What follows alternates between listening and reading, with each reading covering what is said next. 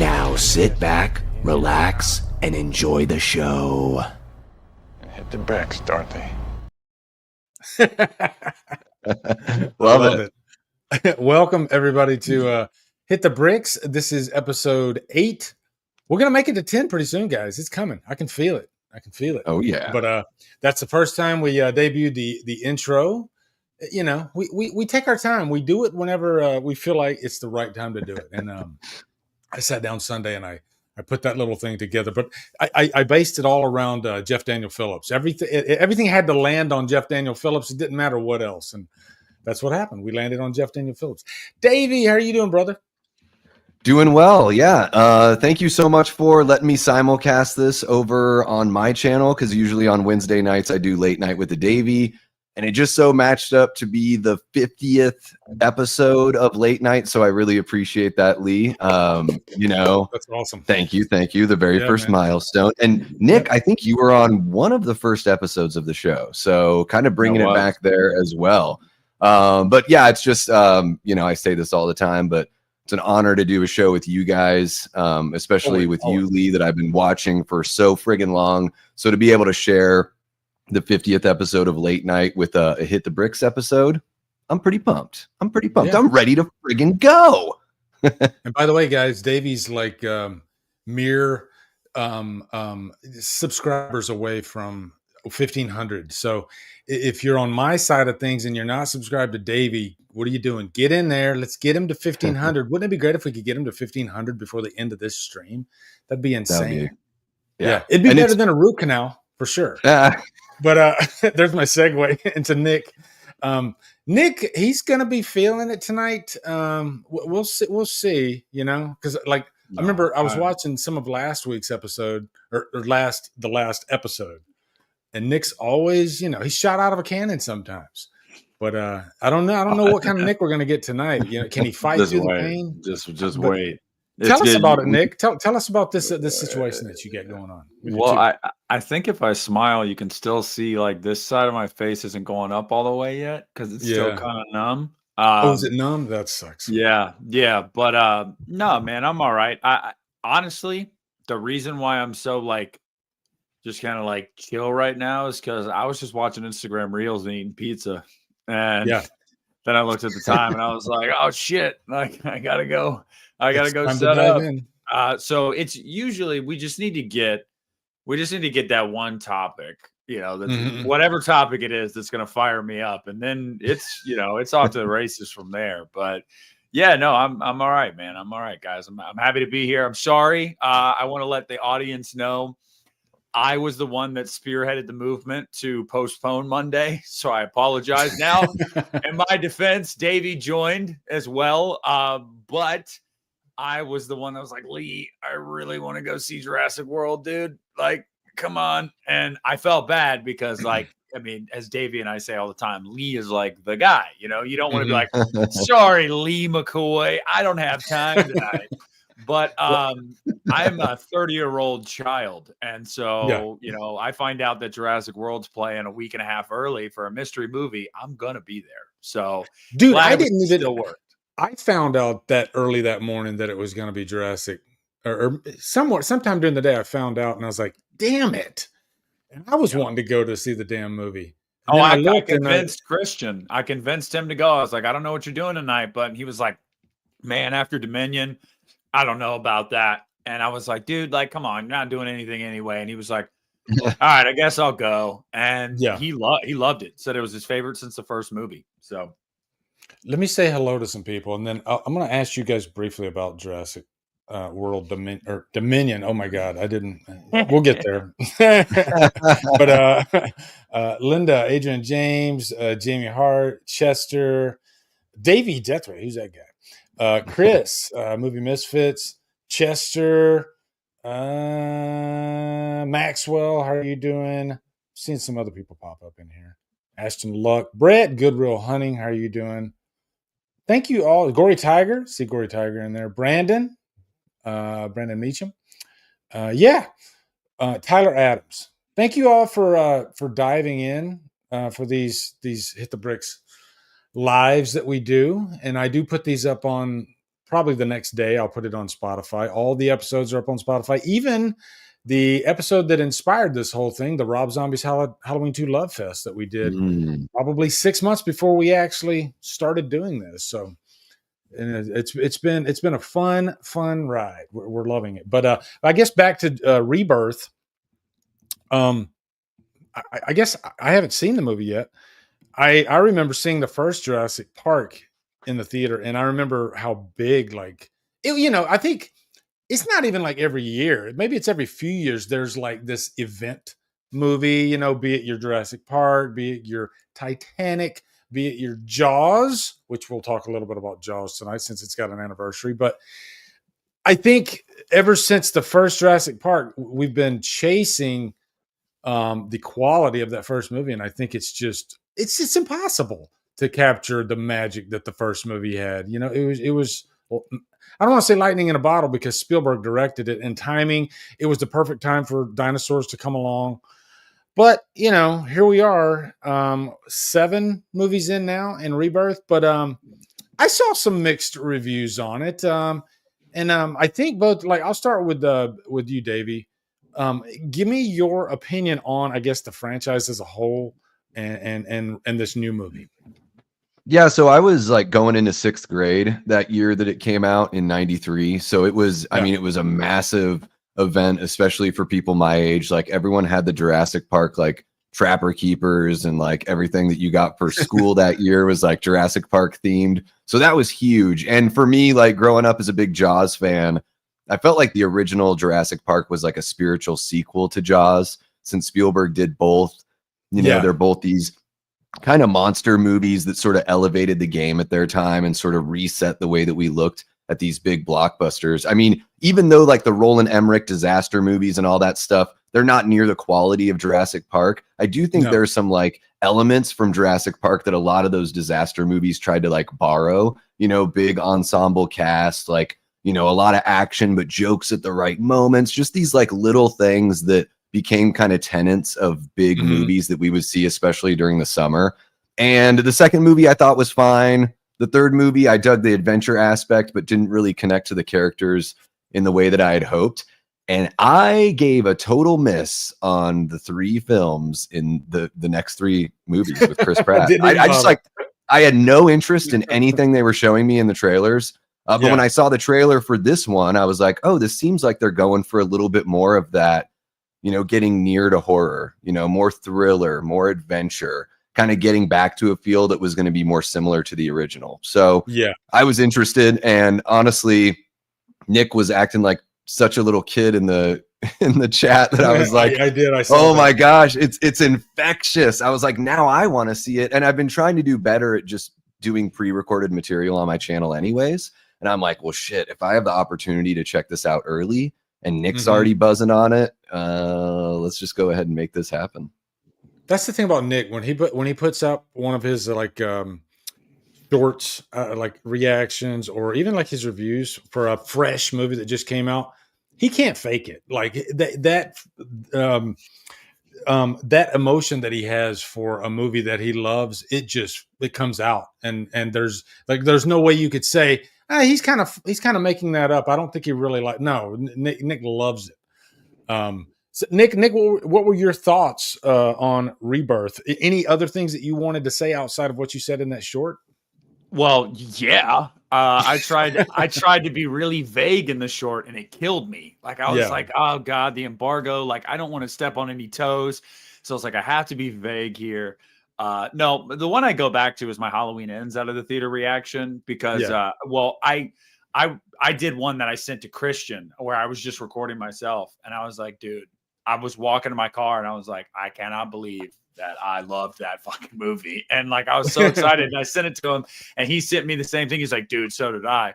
But this was, so I was somebody that actually was a fan of the World Trilogy for the most part. Like nothing's going to touch the original. I'm not a fan of the Lost World. It's definitely my least favorite Jurassic Park movie. Wow. That's aside from the RV scene and the T-Rex in San Diego, I really don't care for the movie. Yeah. And but I liked World. Fallen Kingdom is my favorite of that trilogy because I feel like J.A. Bayona, the director, actually tried to inject some horror into it. That Indoraptor, there's that scene with it, like throughout the mansion. Like I love that. Dominion, yeah, man. You know, I had fun. I guess I could say, bugs. but it's not good. But it was cool to see the original trio back, like on screen together. I was like, okay, this is cool, even if the movie's not great.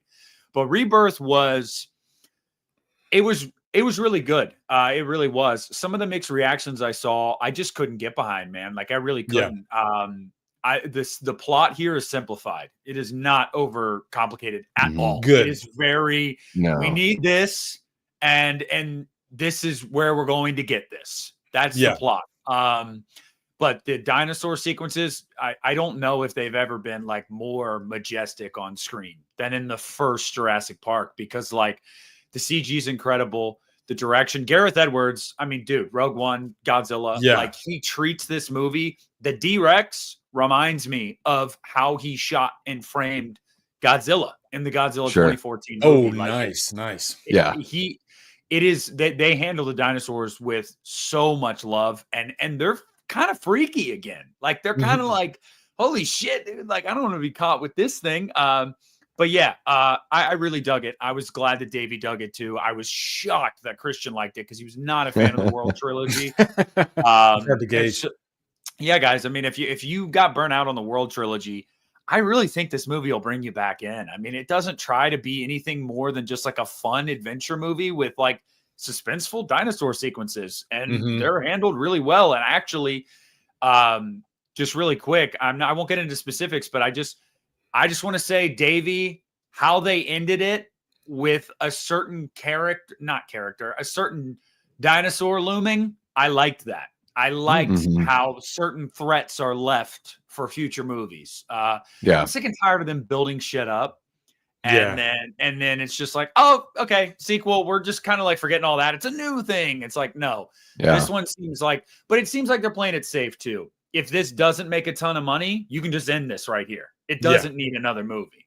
But it's Jurassic Park, so it's going to make a lot of money. They're going to do another trilogy, I'm sure. That's the thing about these big movies that come out too, is like, you feel like when you're sitting in the theater, you have to stay because it's like these days, 9 times out of 10, there's an after credit scene. And a lot of times it's just pointless. Like you don't even really need it to be. Like I watched Megan last night, and we got up when this credits started rolling because I didn't care. And I like the movie, but sometimes I'm just like, I don't need to see a stinger for the next movie or whatever. I don't care because I'm going to probably find it online anyway. But they don't do that with this one. There is no post credits. I'm seeing it next Monday night, so I'm excited. Like, you guys got me really pumped. At the end of that movie, I sat there and I was like, man, they have a lot of confidence because they're doing the screen unseen thing. And then I'm also thinking, dude, like this Superman's going to have to work, even though it's a week later. It's going to have to work to take that number one spot away from Jurassic World, because Jurassic World is going to appeal to everybody, just about everybody. It's going to be, I sat there like, I was impressed. And Nick, I used the same word the same word came to mind. I'm like, this is majestic. That in one word, I would say majestic. It brought me right back to the original. Like a kid again. Yeah, you feel like a kid again. You're seeing these dinosaurs with such great CG in this the setting in this movie is gorgeous too. So it's just like the backdrop with these dinosaurs and the situations the characters are put in. Like, I don't know what people are looking for these days with the Jurassic Park movie. Like, it gave you everything. Nothing's ever going to be Jurassic Park again, guys. You're never going to be wowed at seeing dinosaurs like that on screen again, because you had that in 1993. But like now, the best they can do is make them new dinosaurs exciting again in new ways and make people have fun. And that's what this movie did. So I don't know how anybody's like, oh, I don't like it. Like, whatever. I think the sound design really helps sell the CG too. The weight of the dinosaurs is felt through their steps and through the sounds they make. And yeah, it's just, I was surprised. I'll say that. Yeah, let me get they this handled the super chat. T-Rex really well too. The T-Rex. I wanted more of the T-Rex, but that scene is awesome. You got to have T-Rex. Let me grab this super chat real quick, which he's kind of echoing my topic that I was actually going to bring up here in just a sec. Jurassic Park was lightning in a bottle, largely due to the fact that it was the first time monsters could be animated with CG. The sequels have been chasing more profit and higher resolution monsters.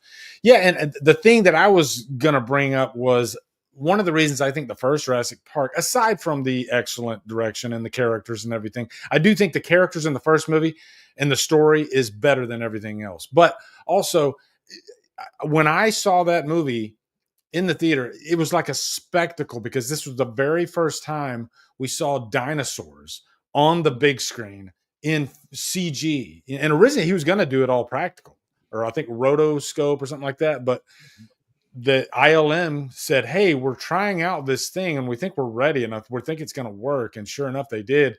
And they were able to marry practical and CG in a way that you almost couldn't tell the difference back then. And, you know, using the lighting and the shadows, especially with the T-Rex coming out. Oh, buddy, they do the same thing with lighting and shadow in this movie is Gareth Edwards' best friend. I'll say that. And I will also say one thing I really loved. They bring back the font from the first Jurassic Park. Oh, so when there's stuff like on the screen, like where it says so and so years later or whatever, or the location they're at, it's the font from the original movie, and I'm like, that's cool. So it's a good transition into Jaws, which I think was one of the first of its kind. Sure, there's been monster movies before Jaws, but I think Jaws really, more than any other movie, brought the realism.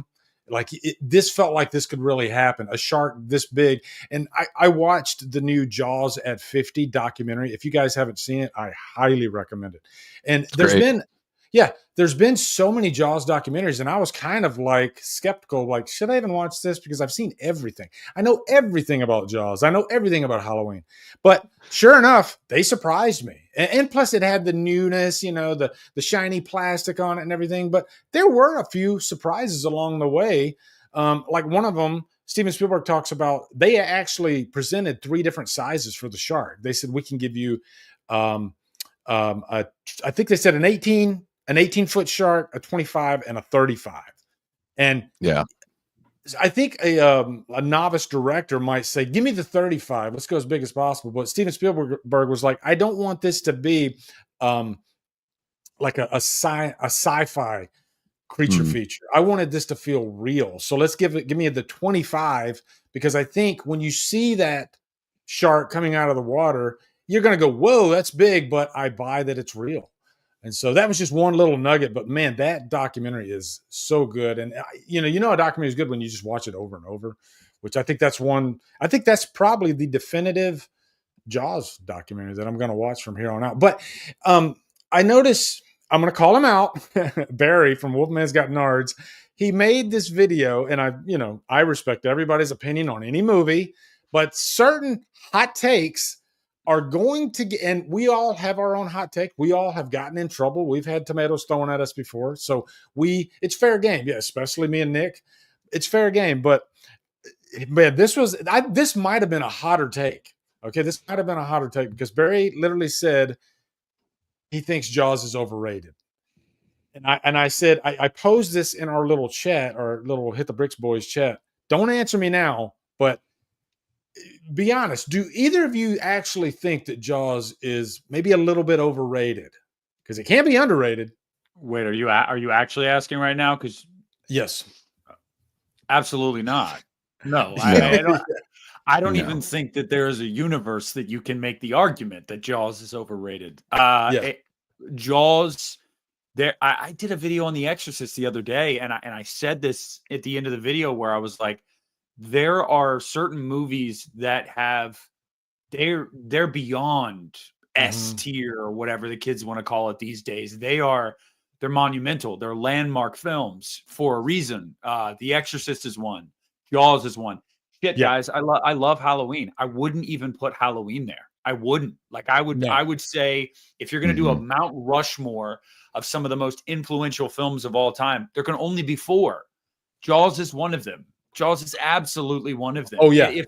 If for nothing else, that it still, we talked about this weeks ago on an episode when we briefly were talking about Jaws and its impact. And it was just like, guys, people 50 years later, like their fear of open water came from that movie. Like people are scared of big swimming pools because of that movie. People are scared of rivers, even though great white sharks can't be in a river because of that movie. Like, no, absolutely not. I won't even hear the argument. I saw the video and I don't even need to click on the video. No, thanks. I'm not clicking it because it's just no. I don't agree. Well, I think the ultimate test of any of these elite, forever, whatever you want to call them, you know, your Exorcist, your Halloween, your Jaws, at the end of the day, do you watch it?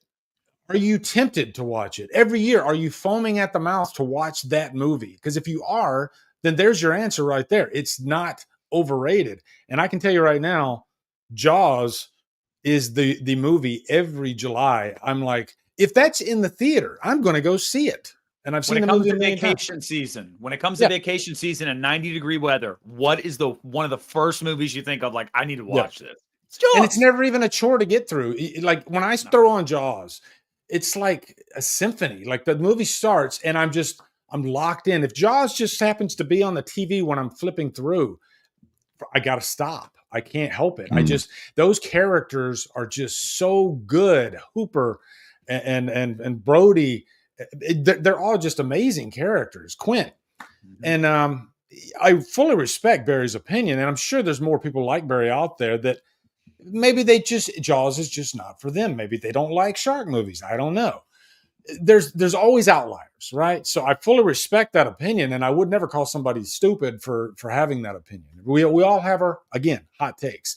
And that is the hottest of hot takes. I will just say though, Lee, I have always felt like there's a difference between saying that a movie is not as good as people make it out to be, or that a movie is not for me. There is a difference there. And that is a fine line to walk. I can look at a movie. I say Dr. Sleep is better than The Shining, and I get a lot of shit for that. But that takes nothing away from The Shining. I'll never say The Shining is overrated. I'll never say The Shining isn't as good as people say it is. I just happen to prefer its sequel. But yeah, there are certain movies where I'm just like, really? Like, I don't even want to touch that. Like, when people say The Exorcist is boring, or I don't find The Exorcist very good. I'm like, we're done talking. We're no longer having a conversation. 3 is better than Exorcist. Here we go. Yeah. I mean, not only did Barry say that it was overrated, he said he doesn't think it's a masterpiece, which I think is like maybe even a hotter take to say that Jaws isn't a masterpiece. I mean, I think I can think of a few films that I think are technically more impressive, something like Citizen Kane or 2001: A Space Odyssey, stuff like that. But when it comes to Jaws, it is my favorite film of all time. I don't think anything's ever going to replace that as my number one movie of all time. It got, like, I saw it when I was about 5 years old.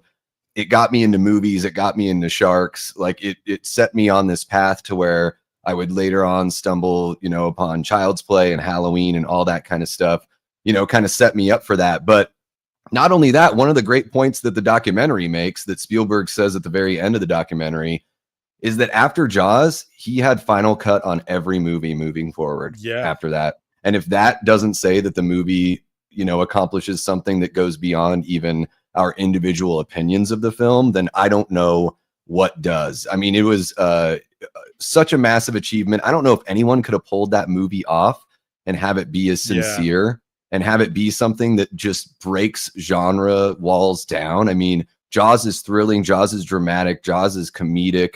Jaws is horrific. It's got pretty much every subgenre mixed in so well. There are so many quotable, memorable lines. Even within one or two lines of dialogue, there's like parts of those. Like when Quint introduces himself, the very first line he says, "Y'all know me, know how I make a living." Oh, God, and then the very last thing he says, the head, the tail, the whole damn thing. Like, all this stuff that he says is just so memorable. And that's just one character.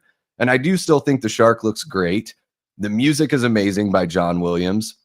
The way that Spielberg fits so much into frame and focused at different depths of field. When Brody is on the little, the little shuttle across the causeway or whatever with Mayor Vaughn and all the other politicians and everything. There's like 7 guys in that shot at all different points. Everything looks great. There's just something so beautiful about even the most like run-of-the-mill shots in that film. So while I totally, I respect Barry's opinion, I don't agree with it all the time. And I love Barry. He's one of my biggest inspirations to do what I'm doing. But I thought he was as nice as you can be while still being wrong. Yeah. Okay. Yeah, I think we beat up on Barry enough. Hello to Matt in the chat. He was saying Exorcist 3 is better than Exorcist.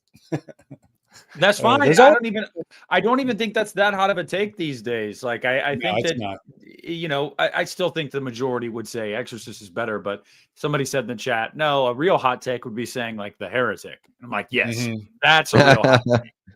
Oh, that's holy shit. That's a hot take right there for sure. Sorry, Scorsese, man, that movie is not good. Shout out to Matt. Matt's channel is amazing. I love what he does over there. I'm kind of blown away to see him jumping in here saying what's up. So that's awesome, man. I just kind of said hello to Matt for the first time because he was in my comments. I like how we all support each other, no matter how big, small the channel is. The horror community, the movie community, it's a great community. And I still constantly meet new people 10 years in, like Daniel from the Cobwebs channel. I just became friends with him like over the past couple of months. Adam from Adam Does Movies. I mean, it's just like it just never stops giving our community. It's so cool. Everybody loves movies. We all have a common thing that we love, and it's awesome. So yeah, it's nice to see all the beautiful. I see Liana in there. I see Todd Bow in there. I see some new people popping in. Flachi was in there earlier, but yeah, man, I love our community. It's awesome. And we all love Friday the 13th, don't we? Hell yeah, we do. They are officially shooting Crystal Lake. Everybody take a breath. Hold on. Wow. They're literally shooting. Guys, think about this. I don't think we've let this sink in yet. Okay. When's the last time we had a chi ha ha ha on the screen? It's been what, 2009? Like official, like studio driven? Yeah, 16 years. It's insane, man. And we're here. We're actually having a Crystal Lake series with a heavy, heavy chance of seeing not only Pamela, well, we know we're seeing Pamela, but maybe an adult Jason by the end of the first season. Who knows? Before I read through this a little bit, but really the big news is they started shooting. It's happening. We'll read a little bit of it just to see if there's something we missed. But what are your feelings right now? I'll start with you, Nick. Like, how are you feeling about this? Are you pumped? Are you scared that they're going to fuck it up? What's going on?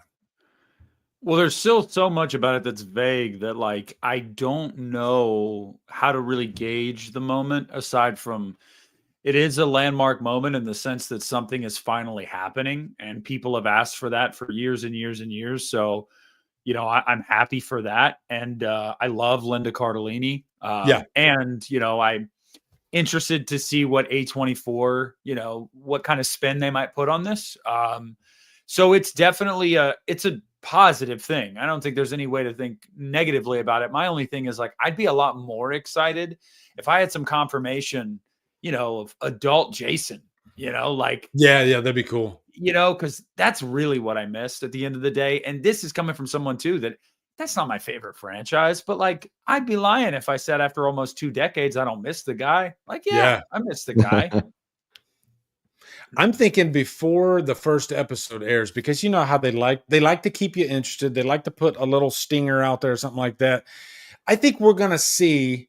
I'm calling it right now. I think they're gonna put out just a little image, maybe a close up or something of a hint of a hockey mask or a Jason or something like that. I think they're gonna give us something to make us go, oh shit. I'm not 100% sure I'm going to see Jason, but they're teasing me right now. I think they're going to give us a tease. I don't know. What do you guys think, chat?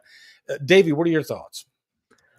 Well, I'm excited because this is one that, you know, for the last year or so, maybe not quite a year, but ever since they got rid of Brian Fuller and they brought on Brad Caleb Kane, there was a little bit of a gap there. So when they brought on the new showrunner, and I felt like they kind of let us down without giving us just a logo or just some sort of like teaser art, just something to whet the appetite, because there were a couple Friday the 13th after they announced Brad Caleb Kane.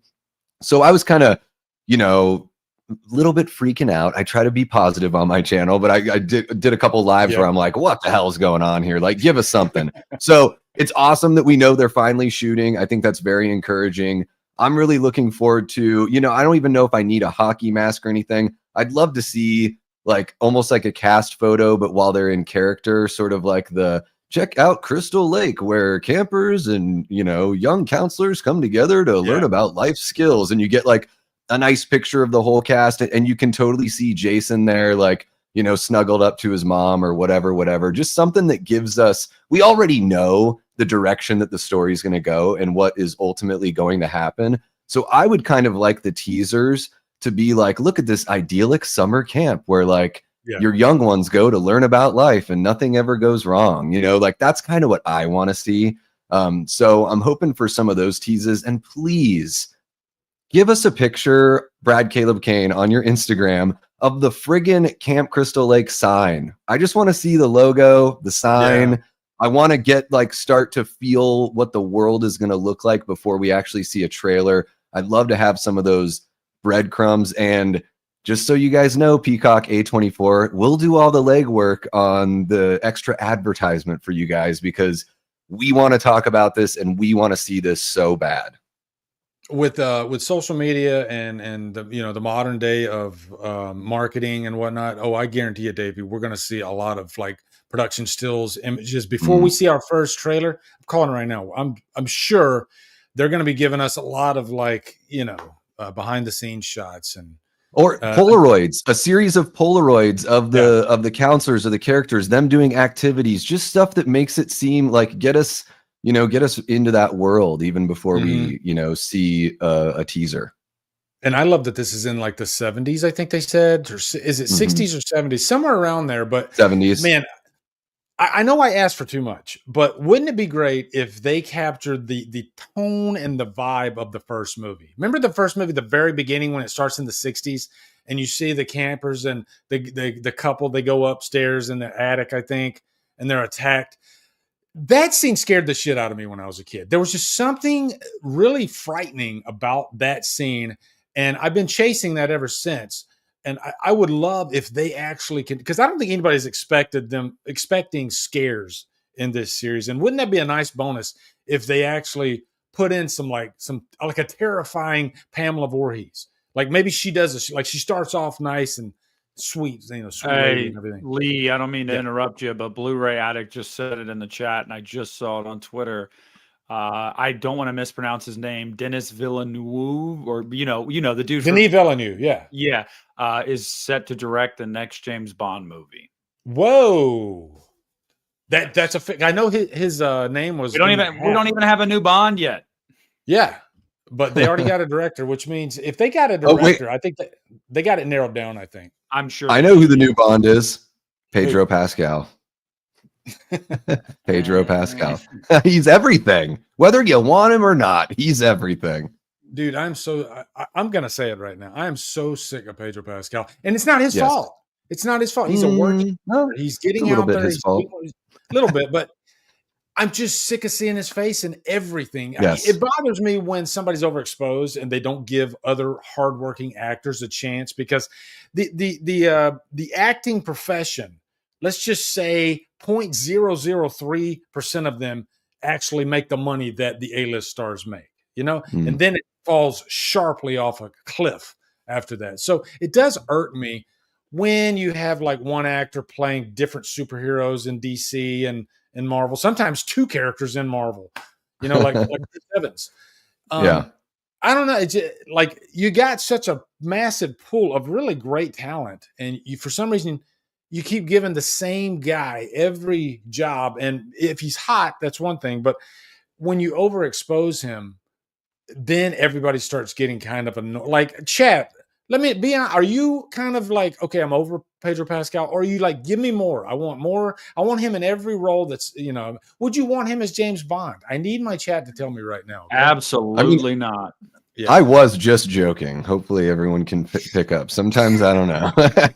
Yeah, I think I kind of agree with what is it, Super Tenors in there saying it is his fault. He's insufferable. I kind of agree with that for sure. Yeah. So I think it's a combination of him being like just really annoying personally, and then overexposed for sure. And dude, sometimes I loved him in Game of Thrones. Like when he was in that season of Game of Thrones, I was like, this dude's awesome. and he's freaking, you murdered her, you raped her, your children, and he's fighting the mountain. And man, that was a badass scene. I don't know if you guys watched Game of Thrones, but wow, man, his season was excellent. Season 5. And that can happen where somebody is like, you're really pumped on them at the beginning, and then it starts being like, whoa, now this person's in everything, and this guy doesn't even look like Reed Richards, and he's playing Reed Richards. Like, well, what's happening right now? Like, have they lost the plot? Does Disney know something about this guy that we don't know? And he's just so they're putting him in everything. Can we break right here and just for like 5 minutes talk about Fantastic Four and Superman? Because I just need to get some stuff off my chest. Okay. When Fantastic Four, the first trailer came out and everybody got excited about it, I was just like, this is going to fail. It's going to fail. Yeah, when something's new and shiny and it comes, everybody's like, oh, it's set in the 60s. It looks cool. But they're telling the exact same story as the second movie in the Fox run. And we all know how those two movies did. And I think they're fine movies, but when you compare them to like the bigger movies that were coming out, the Spider-Mans back then, the X-Men movies, those were kind of the like, okay, if I have to watch a superhero movie, I guess I'll watch Fantastic Four. And I think here we are, we're telling the same story. And I don't know, man. I'm like, I root for any movie and I hope it does do well. But to me, the new Fantastic Four just, I don't know. It just looks, I just can't get excited about it. Before we jump over to Superman, I want to hear you guys' thoughts, or do you even care? Okay, because that's fine too. Nick? As far as Fantastic Four goes, guys, I've said before, I'm not an MCU fan. Right. I haven't seen most of the movies, so I won't be checking it out. All I have to say about that movie is, kind of it might peek and see what, not in theaters, but, later down the line, see how they handle Galactus, Yeah. That might be cool, but that's really all. That's really it. Hey, happy for everybody that's happy though. Yeah. Same here. Davey, are you a superhero guy? I do, but I'm like it sort of just depends. Like I've always thought that the Fantastic Four were, kind of boring. They were, they did sort of save Marvel back in the early 60s, but I think they're, kind of stuck in that era, which I guess makes sense for this film that they're doing. I do think the best aspect of the entire film that I've seen from the trailers is the production design and putting it in that mid-century modern, early to mid 60s era. And that's not the best thing. That's what I think is most exciting about this movie. I do think that I think Pedro is like a terrible cast. I would have loved somebody like Josh Hartnett as Reed Richards or something like that. Somebody that actually looks like Reed and feels like just a little bit younger, or at least looks a little bit younger. Pedro, like, I don't know how old he is. He looks old for how old he is. And it looks like we're getting a Reed that I don't know if there's a confidence thing going on there or if he has any leadership qualities at all. And I think that that's an issue that the MCU seems to be doubling down on, is just sort of ignoring, what people like about these characters and what people like about these stories, and trying to push their own vision of how they should tell these stories instead of, giving most of the fandom what they want and still having an experience that's satisfying for everyone. So my excitement on Fantastic Four is just kind of Galactus looks great, but you figure with Galactus here and with what we saw in the post-credit scene of Thunderbolts, that this world is going to be destroyed by the end of the film. So you almost like pretty much know that already, that this is going to be eaten. The Fantastic Four are going to jump dimensions and enter our modern world. So the next time we see them is going to be some fish out of water for all of those characters. And I just think that there's just not very much exciting about these guys. They're not the X-Men. There's not that dynamicism and all the interesting kind of, character qualities that the X-Men have. I just think the Fantastic Four are kind of plain, and that's one of the reasons why it hasn't worked. Yeah. They're kind of the first of something, and they're not the new and improved. And I think, because they were one of the first families in Marvel in the comics. Marvel was crumbling at the time when Stan Lee and I don't know if it was Ditko, I think, or put this together, or if Jack Kirby was one of the original artists. I know he's big later on, but it was one of those things where this saved Marvel. Like they wouldn't have been able to X-Men didn't start off as popular as it was, even though they started right around the same time. It was like Fantastic Four and Spider-Man hit in like 61, 62. And that's what sort of like brought, dragged Marvel's dying body like back to life. I'm curious about Nick here for a sec. Okay. And I'm curious about anybody that says they're not a fan of a certain subgenre. Then I like to try to whittle in and like kind of hone in on, okay, let's see if I can crack the code though. So Nick's not a fan of comic book movies, but hold on. But I'm sure you've watched some. So do you have even though it's not like your biggest genre, I got two questions for you. One, do you have a favorite? And two, do you tend to, I'm just guessing here, but I'll bet Nick probably likes, if he has to watch one, it's got to be something on the darker side of things. Am I wrong there, Nick?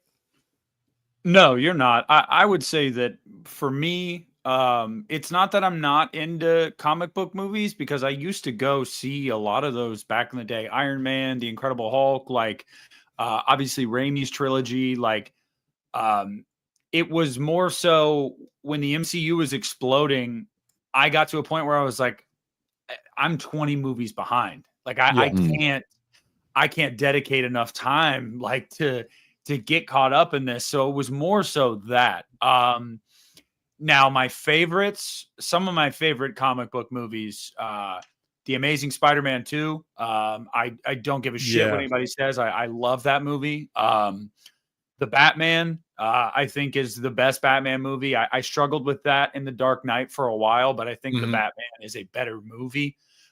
Yes, The Dark Knight has a better villain, but give me Pattinson's portrayal of Batman over Bale's 10 times over.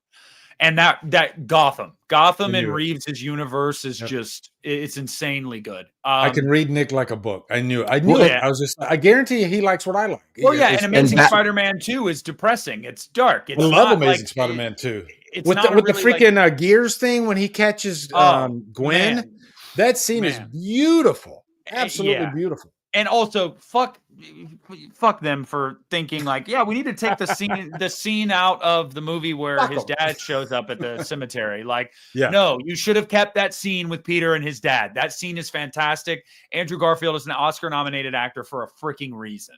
Those are some of my favorites. I really, really dug Man of Steel as well. Not so much Batman versus Superman, simply just because I felt like it was overlong. I've never been a big fan at all of Affleck's Batman. I just haven't been. And interesting. It's never been my portrayal.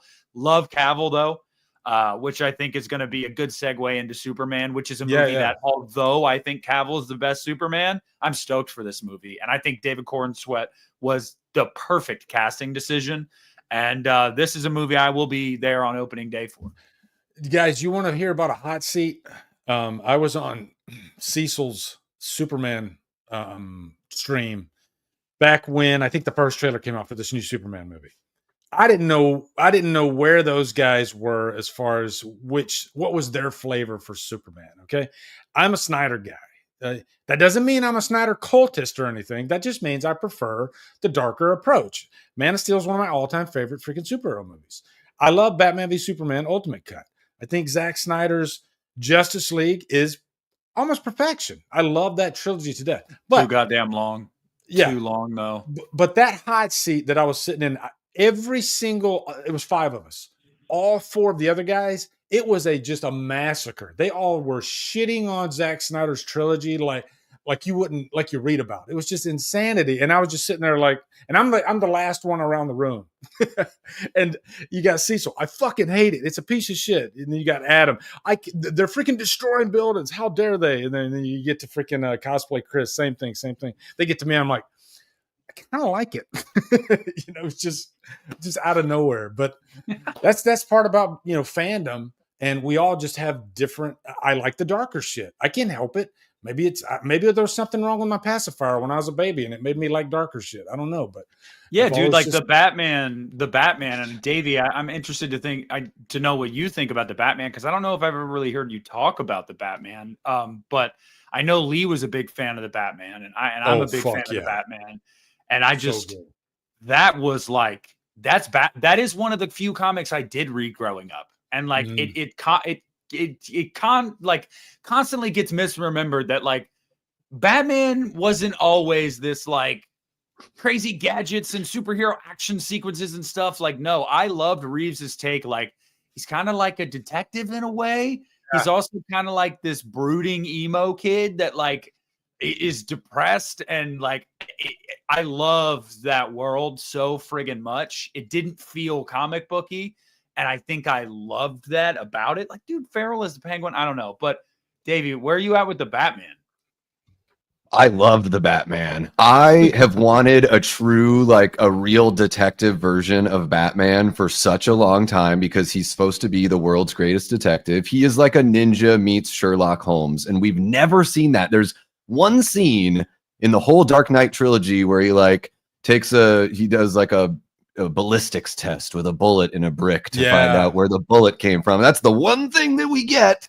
And then this movie in the Batman with Pattinson, I loved how he and Jeffrey Wright's version of Gordon were like a team, like they're a partnership. Even the police don't really like that Gordon is bringing Batman in to do these things. And I loved that the Riddler kind of gave me these Michael Myers meets Saw kind of vibes. There was something so creepy about his like wide eyes all the time with that mask and the glasses. So the tone of that movie I really enjoyed. And yeah, I thought Pattinson was great. That's a version I've been waiting to see. I do like the Ben Affleck version of Batman because he's so hulking and large that to me he looks so much like the version that we see like in The Dark Knight Returns in those comics. And guys, people say that Batman doesn't kill. Well, in the very like if you want to take it all the way back to the OG Batman days, he had a gun and he shot people and laughed at them after he killed them. And I know there's a big gap between that and the Batman we know, but when people say, oh, this character doesn't kill characters, they're just regurgitating something that they heard somebody else say and they don't really know it themselves. So I'm cool with a character. I'm cool with a character that makes mistakes, gets better, learns from all of that, and actually has a frigging character arc and isn't perfect from the outset, which is what we get in a lot of these, especially, I'll just say it, with a lot of the female characters that they put in these comic book movies. They have a really tough time making them well-rounded, flawed characters, except in like the Thunderbolts movie, which is why I really enjoyed that one. It's crazy, Lee. You're a big Snyder fan. I want your opinion on this because when they released the final trailer for Superman and you see the like heat vision scene where he's spinning around. And I saw a bunch of Snyder fans being like, Superman doesn't kill. He's just recklessly doing this. This is stupid. And I'm sitting here going, do we forget that like Cavill's Superman, like they destroyed Metropolis? Like he snaps Zod's neck, you know? Yeah, he killed Zod. Like, what are you talking about? Like, here's my thing about they'll find anything to complain about. Yeah. My thing about changing things up with a character, including killing, it depends on the reason for the killing. I think everybody has a code that can be broken. So when people come in and they get all bent out of shape because a character breaks a code that no, they shouldn't be doing that unless it's like certain things that like cross the line like way too much, like with children or something like that.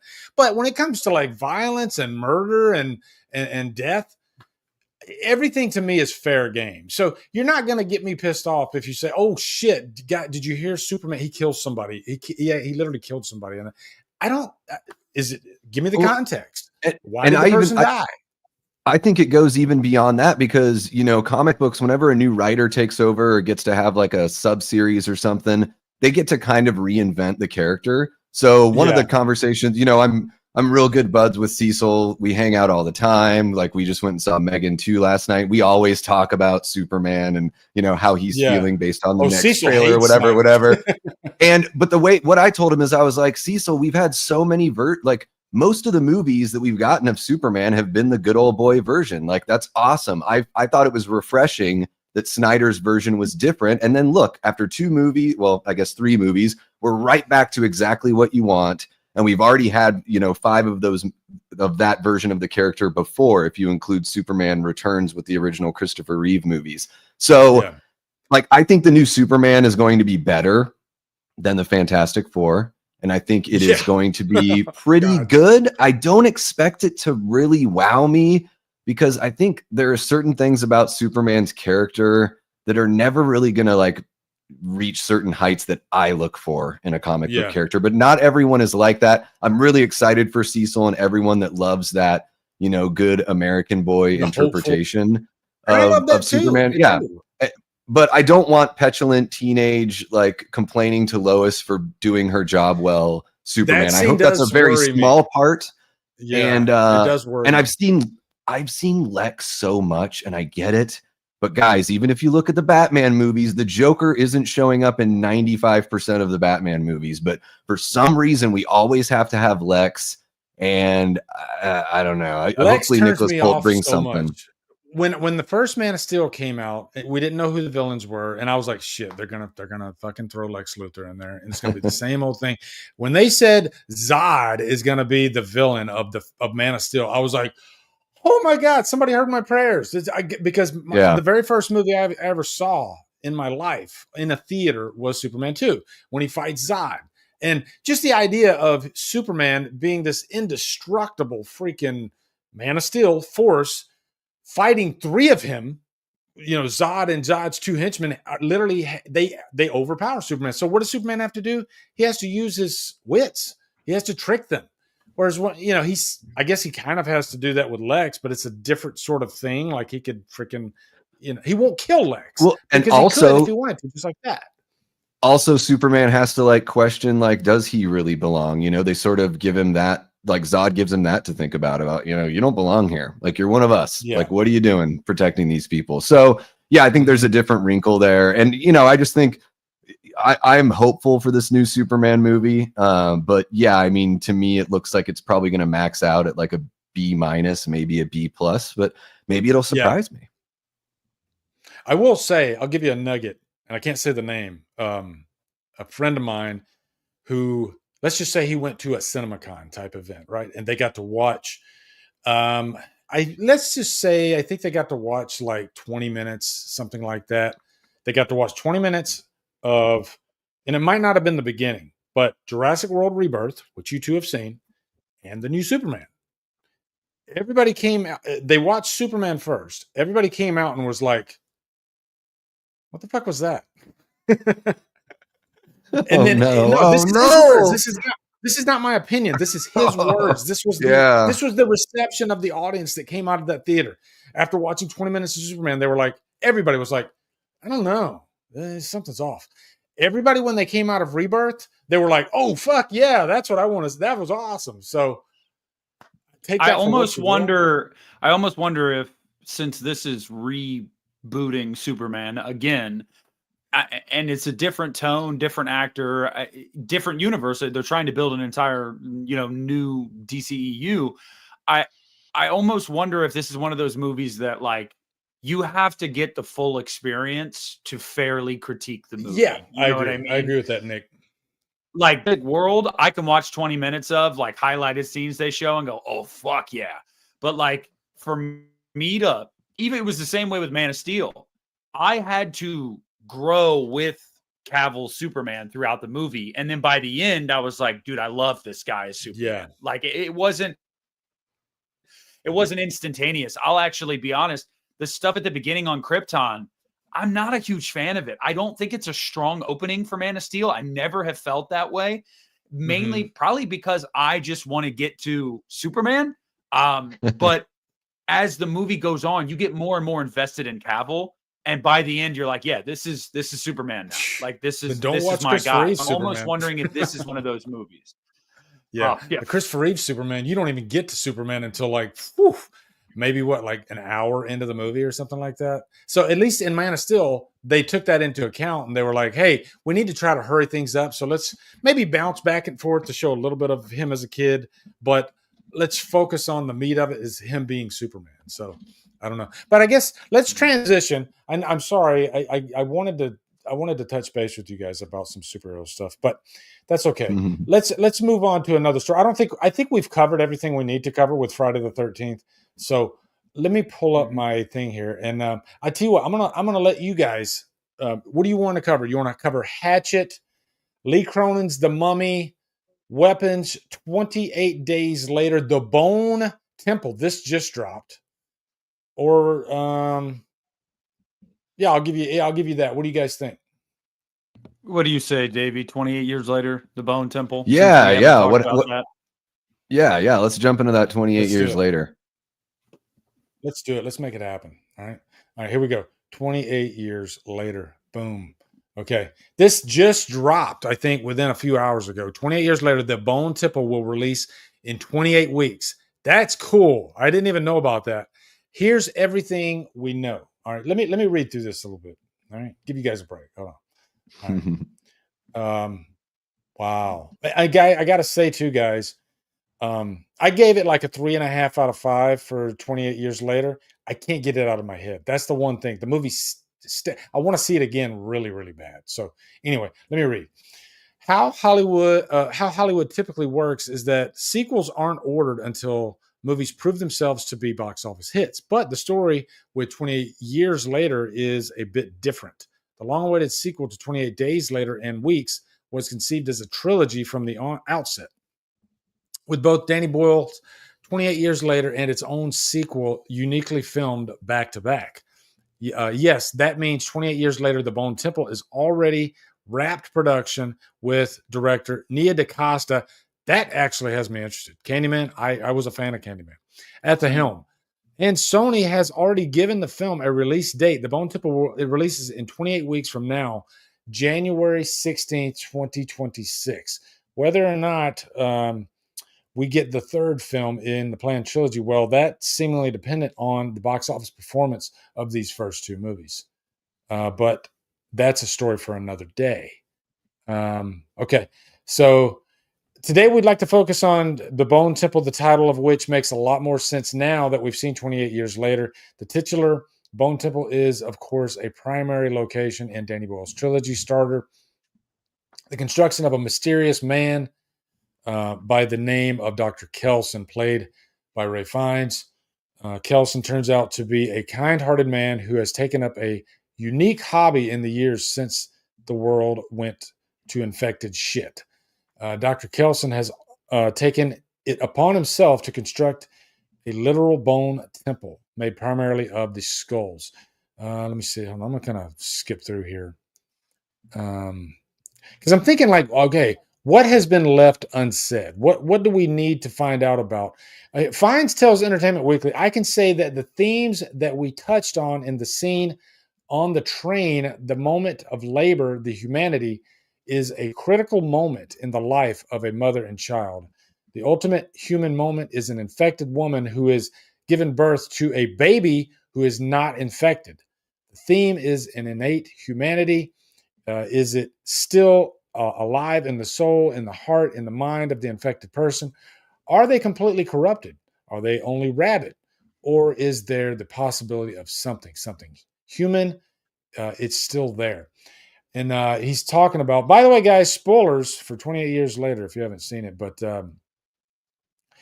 there is a scene where an infected gives birth and they save the... It's awful scene.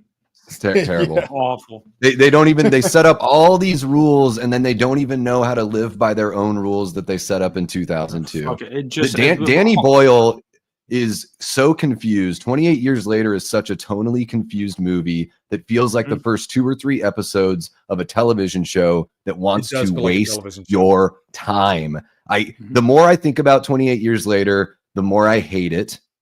And the more I think that Romero would have done so much better with this kind of material. It is, I don't even understand. Like, they don't even know what they're doing. Clearly, Danny Boyle doesn't know what he's doing because he's handing off the next movie to Nia DaCosta, whose highest rated film is a 5.9 on IMDb, and that is Candyman. So this is a director that really hasn't proven themselves as far as like making a movie that seems to resonate with audiences. And especially Danny Boyle, if you and Alex Garland are going to write this setup story, which is stupid, by the way, if you're doing a movie should be able to stand on its own merits, even if it is the first chapter of a trilogy.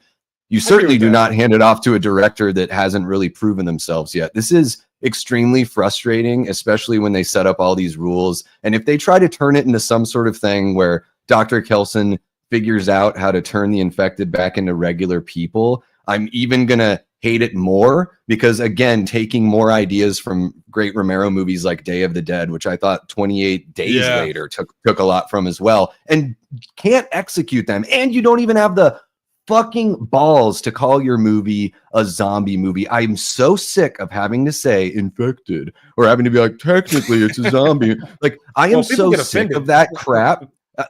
I know, guys, usually I don't get so hot here. Usually we let Nick, get all hot on everything. But this movie is so frustrating to me. And I left the theater thinking, wow, the first third of the movie, they had me. And then they just purposely push characters out of the movie with the intent of bringing them back, but they're just not here anymore just because. And it left me so unsatisfied. It definitely didn't give me an 8-inch rubbery one like the alphas. I think the movie starts off incredibly strong for the first hour, when they do have the ragers and or zombies. But I think the second half is what kind of frustrated people.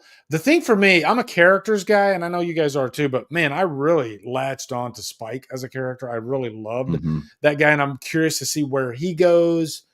It can't, what? I really liked his mother, even though I guess, it makes sense that she died because she had cancer, but I hate it when I really, really, really like a character so much that I want them to survive and move forward. And I thought that maybe the virus would actually somehow cure her or something like that. But I don't know. I mean, you can speculate all you want with these movies, but I think the fact that you hate it, Davey, is a good thing because at least you're feeling something. You're not feeling nothing.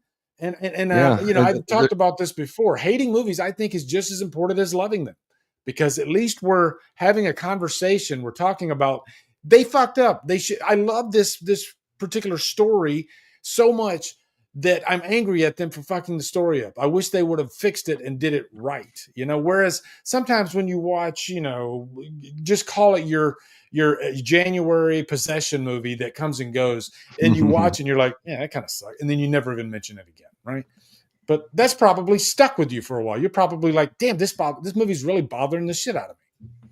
Yeah, and there's hardly a story here. It's the thinnest. Even comparing it to something like Jurassic World, which is a simple story, but a story that makes sense and actually has stakes. I don't really understand where the stakes are in this story, unfortunately. And the mother's sickness was very convenient. Sometimes she can't walk. Sometimes everything's A-okay. It's like whatever the story needed her to be able to do, they just did it. And even though there's all of these naval soldiers or Marines dressed to the friggin' nines with all their riot gear on, which is odd if you're doing patrols. I don't know why you'd have riot gear on. They could have just lit up all those infected with their guns, and they just let the infected eat them. Basically, God damn, this movie is so frustrating. I think the perfect example is the Lord of the Rings trilogy. As far as you make a movie and you know that there's more coming, but you're still satisfied with each entry. When the first Lord of the Rings ended, 3 hours later, I was like, I want more so bad, but I'm so satisfied because I just loved this movie, this journey, these characters. And I guess you don't really get that with 28 years later. I think they leave too much unsaid to where you're like, damn. Luckily, I guess you only have to wait 28 weeks to find out what happens next. And I'll ask Nick this, because I think Nick was frustrated with this movie too. Is there a chance that this next movie could kind of bring you around to this first movie? No.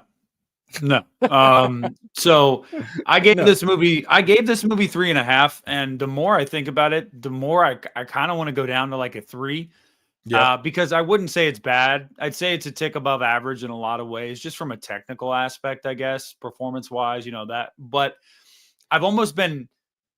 it's almost grated on me more over the last week that I've had people, we were seeing people on Twitter and on Instagram just gaslighting other people into saying that this is the greatest horror movie of the year without a doubt. And one of the greatest horror movies of the decade. And I'm just like, you guys don't watch a lot of movies. I mean, you really don't. I don't know what else to say. This movie was, here's a basic tenet of filmmaking. And I'm not a director, and neither are you guys, but I think we can all agree here.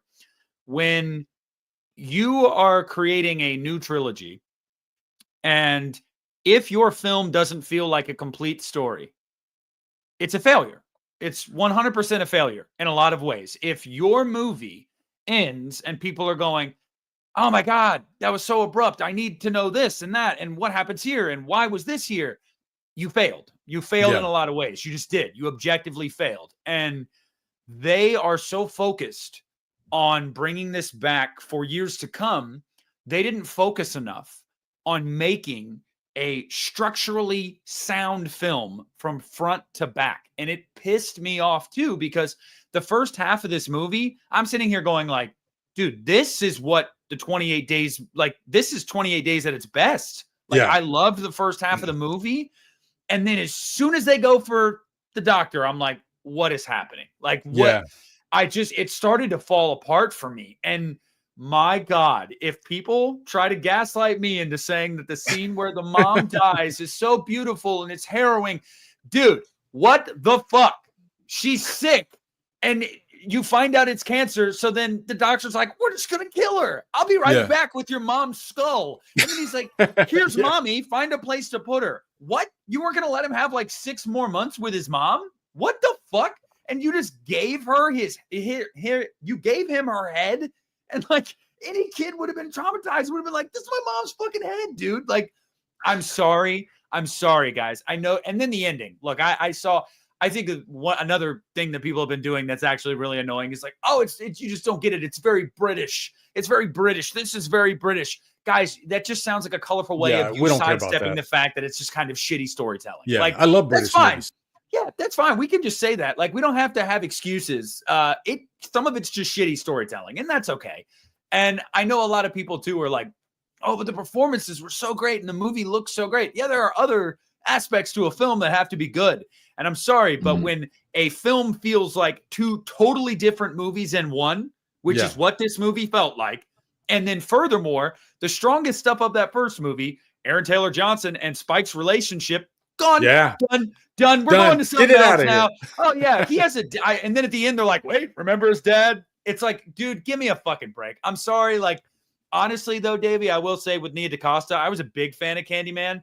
And if nothing else, I'm just going to say this. I'm glad it's going to a different director because Danny Boyle showed me with this movie.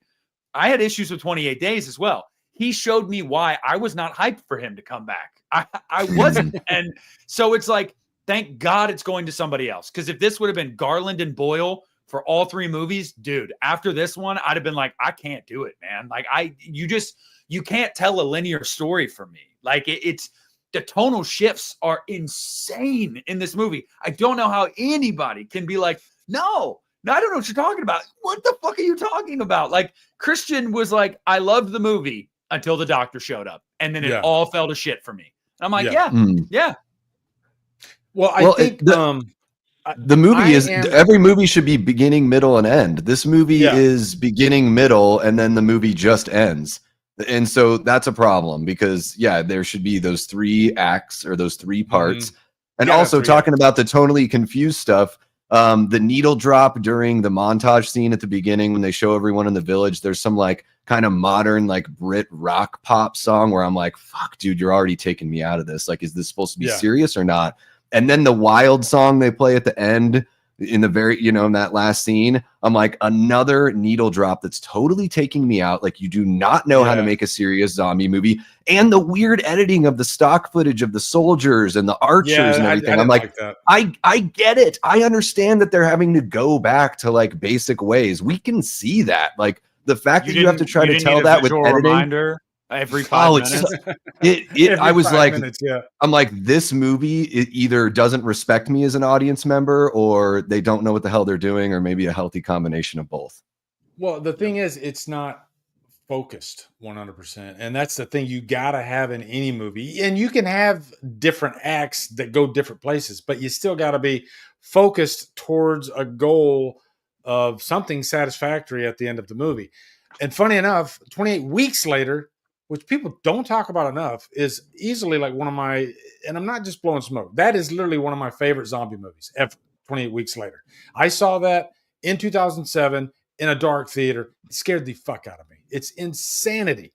This movie had none of that as far as like scares go. And, you know, we're horror fans. We don't get scared by much. That movie fucked me up.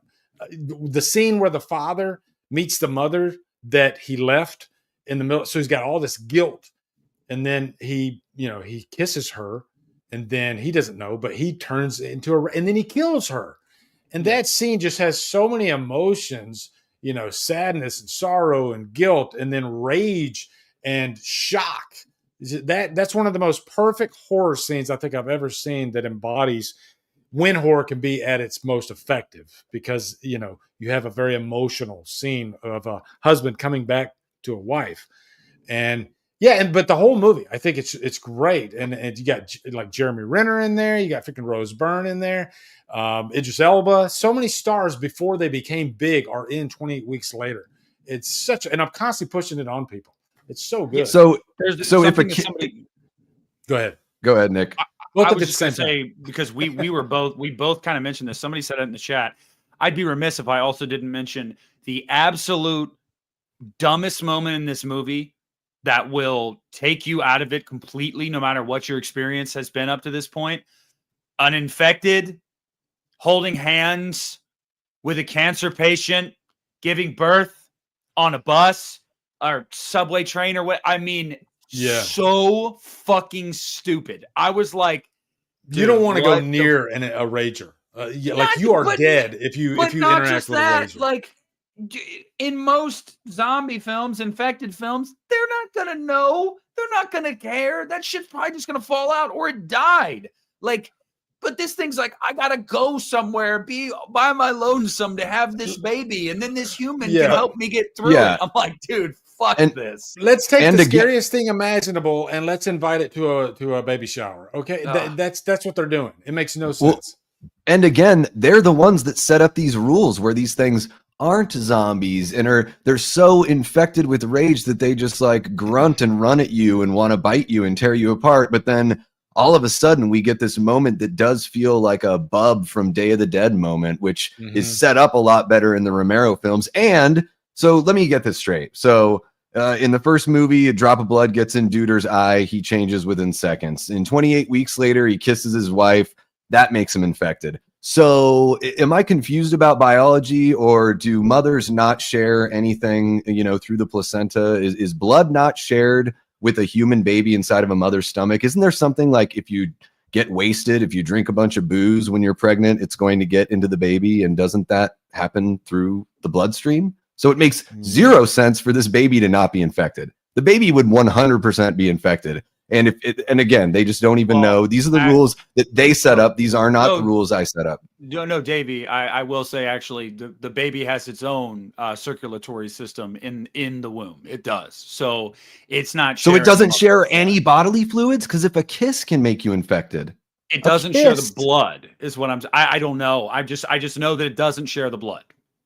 I can't get when the doctor says the magic of the placenta. Dude, you're a doctor. It should be the science of the defender or the science of the placenta, not the magic. Yeah, but even then, like you said, I mean, the baby just coming out of the birth canal. If we have the same rules as 28 days, like you would think, or 28 weeks, like, well, that's it. It's infected now. Like any bodily fluid. So Ridiculous.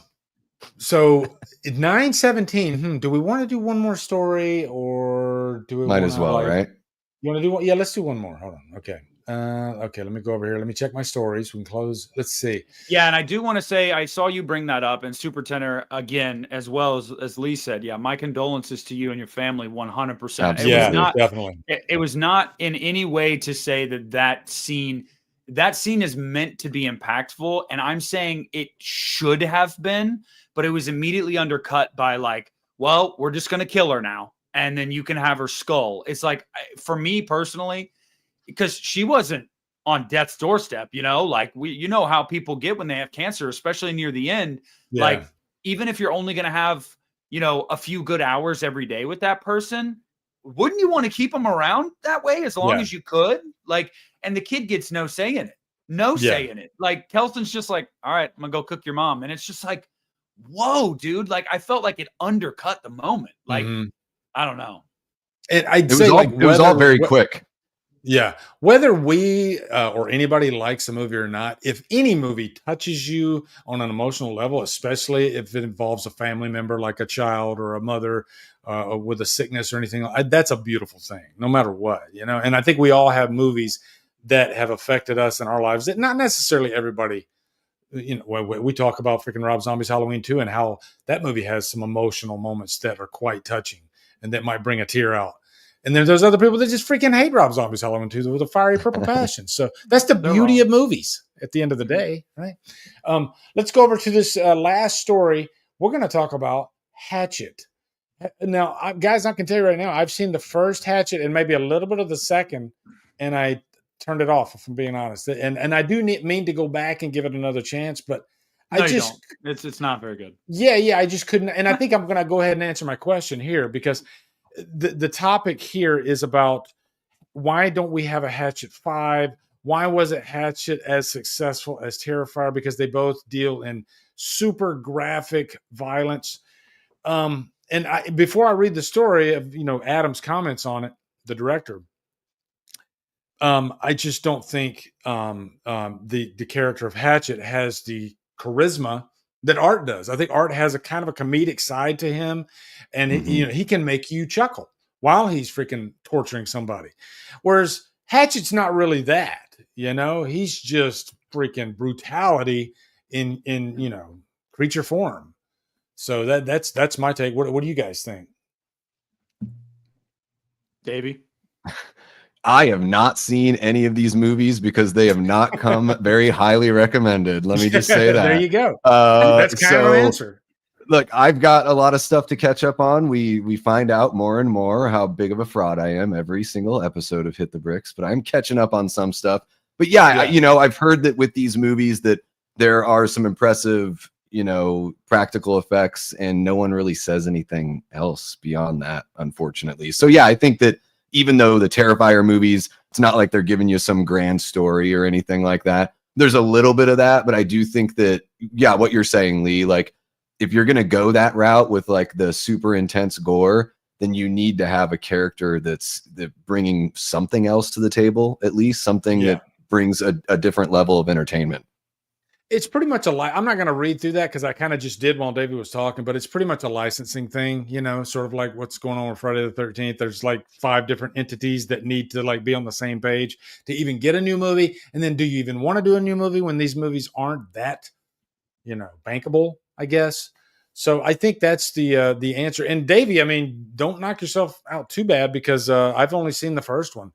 And it's just a tough franchise for me. There's a lot of what I call B-level horror franchises, like say Leprechaun, that I never find the desire. Like, ooh, today I'm going to try to go through the Leprechaun series. I have never said that. It just doesn't happen. I have way too much time on my hands.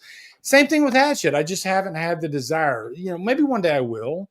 But yeah, that's just me. I don't know. What do you think, Nick? You really never find yourself going like, dude, I need to watch all the Leprechaun movies. Everyone in the hood. No, what's back funny to is the hood. Back to the hood is much better than in the hood. I'll give it that.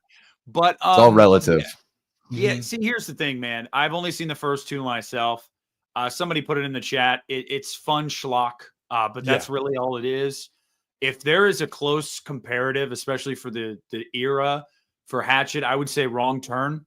Yeah. It's very much like it peaks very early. Like the first Wrong Turn, I'd say is solid.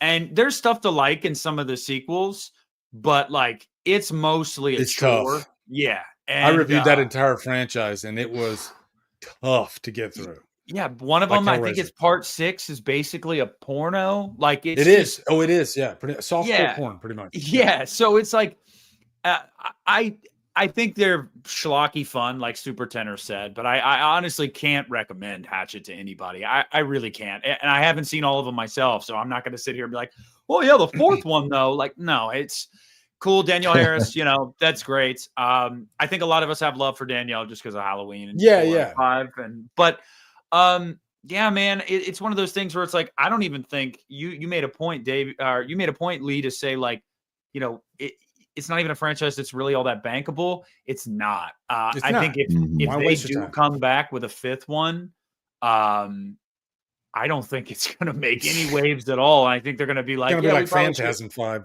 Oh, fuck me, dude. It'll be crowdfunded. Oh, Ravager should not exist. I don't even know what to say. But yeah, it's not great. So if they come out with a new one, I'm going to be skipping it. Yeah. All right, guys. I think that's going to wrap it up. Again, well, wait, Lee. Go ahead. Before we end things, we've got to talk about theater etiquette. I know you only have like 7 minutes. Yeah. We got to get, because we all have stories to share, guys. So I didn't want us to miss that. I'll start with mine because mine's probably the least interesting. And I've had others that are like crazy, like involving teenagers. When I went and seen the Christmas movie, God, why am I drawing a freaking blank? What's the Christmas movie? The opposite of Santa Claus? What is he? I can't remember what is he called. Violent Night. Not Violent Night. The Krampus. Krampus. Yeah. Okay. I went and seen. I'll use this story. I went and seen Krampus in the theater opening night, and it was still to this day, I think, probably one of the worst theater experiences I've ever had, because I had a group of teenage girls, maybe like 10 seats down, and they are loud and they are laughing at everything. And every time we tell them to stop, they get even louder. And I think that's the worst I've ever lost my temper. And, so leading back to this recent one that I had this last weekend, it's a guy with his phone on the brightness at, full. Like his brightness was so loud that the entire theater could see the reflection of his cell phone. And I guess I pick and choose my battles, because I'm like, is he going to do it again? Okay, he didn't do it again. And plus we were seeing How to Train Your Dragon. So if it's a movie like I'm dying to see, I'm going to probably flip out. If it's a movie that's like a kid's movie that I don't really care about, I'm just like, okay, I'll just put my head down and eat my popcorn. So now, Davey, what was your story? So I'm sitting there in the screen unseen, showing of Jurassic World Rebirth, and the theater's packed. There's people of all ages there. Everyone's super pumped. Everyone knows what the movie's going to be. And there's this guy 2 rows in front of me, just to my right. And during the whole opening scene, he's got his blankie. Stop bringing blankets to the theater, people. He's got his blankie and he's got his phone. And he's trying to put like the blankie and the phone, like holding his hands over the phone to where like he thinks no one can see it. But he's like, this guy's seriously watching like UFC or kickboxing or something on his phone. And his phone, like I can see it, dude, in my periphery. I'm trying to watch the movie. So the opening scene ends and they put some text up on the screen and everything. And he's still doing it. And like I even tried to put my hand, like I tried to do this with my hand to try to block it or whatever. The text goes up, and like I never do this in the theater. I don't do this, especially in Arizona. I don't want to get shot or whatever. Yeah. But it was this out of shape, middle-aged, white dude, and I'm like, this guy probably can't even get it up anymore. So, anyways, I just go, dude, turn off your phone. And the guy in front of me is like, what, me? And I go, no, bro, you're cool. That guy right there in front of you to the right, turn off your phone. And the guy like doesn't turn it off. And I go, bro, it's real easy. Turn off the phone. And then I turn to the guy next to me and I go, I swear I'm not a dick, man. And he's like, no, I'm right there with you. It just gets annoying. And he shut it off. I'm like, dude, do that at whatever movie and you're still a jerk. But to do it at this secret screening of this brand new movie a week and a half ahead of time, get the fuck out of the theater if you're not interested. Get out. Yeah. Anyways, I'm a hot one. Like I gotta go grab a beer after this or something. I gotta calm the nerves down. I did see a middle-aged older woman stand up one time because a bunch of teenagers were in the front. This was years ago. And I'm not lying. Quiet theater, except for them acting like assholes. She stands up, says, hey, looks straight down and points her finger. She goes, will you shut the fuck up? Like really loud in the theater. The whole theater like roared. They're clapping. They're like, yes. That's amazing. And I was like, that's what you want to happen, but rarely does it ever happen. They carried her off like Rudy after the movie ended. It was like Rudy. Sure. Yeah. And then Mine was similar to like it was Monday and it was packed. It was like sold out. And so I was next to two random dudes. And like the guy on my left was really cool. Like we got to talking a little bit about movies. I could tell he was like looking, me 15 years in the future. Like that was the guy to me. So I was like, cool. And then on the right side, this bald 50-year-old dude in his Skechers comes in there by himself, and first thing he does, he literally sits in the chair and goes, "This thing fucking recline?" And I was like, "Yeah, the button's like on the side." And he goes, "Ugh." And he like reclines it. I'm like, okay, whatever. This guy might be annoying. The entire movie, he kept burping, and it grossed me the fuck out. Like that is disgusting. You're right next to me, like, so that pissed me off. He kept talking to the screen. Davey, there's a scene where a certain character named Bobby has a date in the water. We'll just say that. And out loud, he just goes, "Bye, Bobby." And I'm like, oh my fucking God, like you're this guy. And I can't remember what the song was in the third act. There's a song when all these lights come on. And there's a song. Stand by Me. Stand by Me. He starts singing it in the theater. I'm like, are you fucking kidding me? And I almost said something. I was like, dude, I'm not going to do it. I'm not going to do it. Like, but he was so annoying. And then when the movie was over, he had to make sure everybody heard too. Like, I'm in the Midwest. So, white people in the Midwest clap if they like the movie. So there's people clapping in the theater or whatever. And as soon as the clapping stops, he goes, and gets up and walks out. And I'm just like, dude, I don't condone violence, but I really wanted to hit him with my car in the parking lot. Like, I just can't stand that. Oh, I didn't even mention too, like midway through the movie, he just lifted his leg and pulled out a big ass wedgie, like right next to me. And I'm just like, bro, dude, no etiquette at all. The burping, the talking, the singing. I'm just like, and then you got the loud laugher. I'll close it out with it. Have you guys had the loud laugher? Okay. Oh yeah. Yes. I was at Megan last night, and the guy sitting next to me, and there's some funny moments in the movie, and everybody gives. I laughed a few times. I shit you not.